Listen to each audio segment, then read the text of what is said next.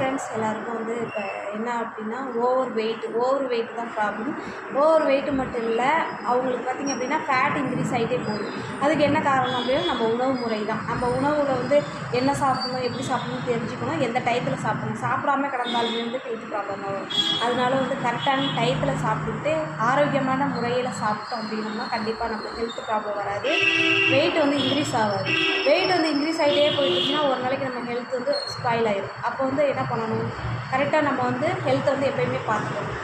இப்போ வந்து நம்ம வந்து கரெக்டாக சாப்பிட்டுட்டு இருந்தோம்னா நம்ம குழந்தைங்க நம்மளை பார்த்து ஃபாலோ பண்ணணும், இல்லை ஃபேமிலி நம்மளை பார்த்து ஃபாலோ பண்ணணும். இல்லை நான் ஆரோக்கியமாக தான் இன்றைக்கி இருக்கேன் அப்படின்னு நினைப்போம். ஆனால் வந்து ஒரு நாளைக்கு வந்து நம்மளுக்கு வந்து அது வந்து ப்ராப்ளமாக வந்து நிற்கும்போது நம்ம என்ன பண்ணுவோம், அன்னைக்கு போய் நம்ம வந்து நம்ம வெயிட்டை குறைக்கணும், என்னென்னலாம் டிப்ஸ் எல்லாம் பார்க்கணும் அப்படின்னு சொல்லிட்டு தப்பாக நம்ம வந்து பண்ணிவிட்டு வாக்கிங் போவோம். அன்றைக்கி வந்து ஒரு நாள் வாக்கிங் போனால் வெயிட் குறையுமா? குறையாது. கண்டினியூவாக எது செஞ்சாலும் கண்டினியூவாக செய்யணும், அதை ஃபாலோ பண்ணணும். அப்போ தான்